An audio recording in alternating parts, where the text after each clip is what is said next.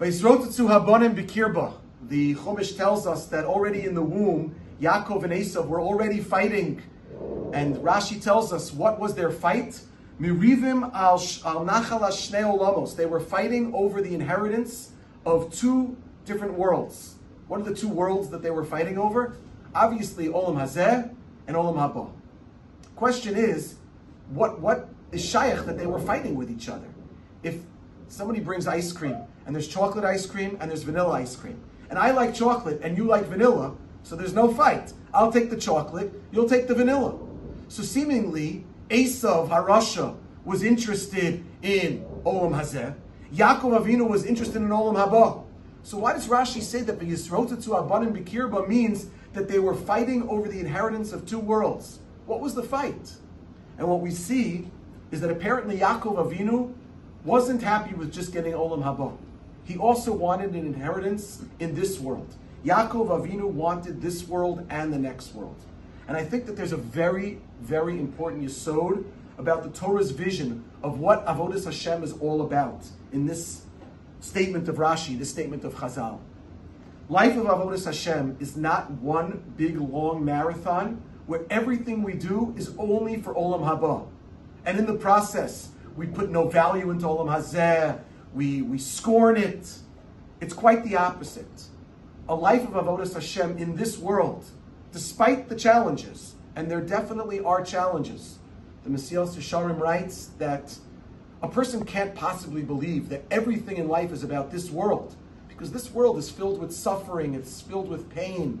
Rav Soloveitchik writes in the 4th footnote of his famous work, Halachic Man, he writes there that people sometimes turn to religion because they're seeking tranquility. And a life of religion doesn't always bring tranquility to a person. And despite all of that, despite the hardships, a life of Avodas Hashem is still the most glorious existence that a person can have in this world. It's meaningful, it's purposeful, it's edifying, it's redeeming. When a person lives a life of Avodas Hashem, he feels that he's ennobled, he has meaning in his life. And that's what it means that Yaakov desired both worlds. And it's there to teach us that a life of Torah and mitzvos is not about giving up Olam Hazeh, but quite the opposite. It is the most meaningful and rewarding way to live in Olam Hazeh.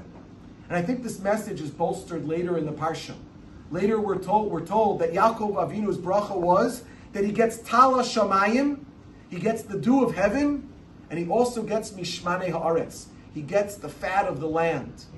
What does Chazal mean? What does the pasuk mean, when it says that this is Yaakov's bracha? Maybe Tala Shamayim is a reference to Olam Haba. He gets the Tala Shamayim, he gets the deep spiritual existence of Olam Haba. But in addition to that, a life of Avodas Hashem is also Mishmanei Haaretz. You also get the fat of the land. You live a meaningful and purposeful life in this world. Maybe that's also what Rashi is hinting to us. Maybe that's the depth of Rashi on the psukim that that Hashem tells Rivka, Shnei goyim bevitnech. You have two nations inside your womb. And Rashi quotes the Gemara in Avodah Zarah that these two nations, Shnei goyim bevitnech, refer to Rabbi Yehuda Nasi, the author of the Mishnah, the compiler of the Mishnah, and Antoninos, who was the Roman emperor. And it quotes there in the Gemara that Rebbe's table, like the table of Antoninos, was always filled with chazeres and snow. It had a lavish spread in the summer, in the winter. What's the point of this chazal? That Rebbe, to teach us the menu in Rebbe's house? Maybe the message of the chazal is to teach us that Rebbe's life, although very different, I'm sure, than the Roman emperor, but Rebbe's life was no less rewarding. His Olam Hazeh was no less rewarding than the Olam Hazeh of Antoninos, of the Roman emperor. Torah life is indeed a nachala of Shnei Olamos. And as we strive and we're passionate about trying to gain a good portion in Olam Haba, we have to also still at the same time appreciate the beauty and the splendor of living a life of Torah and mitzvos. And I think that that's our intention at the end of Kriyas Shema.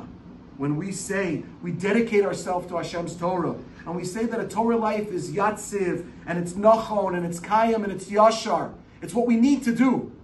But at the same time, we say about a life of Torah and mitzvos, that it's nechmad, it's na'im, it's tov, and it's yafa. Everyone have a great Shabbos. Good Shabbos, good Shabbos, good Shabbos.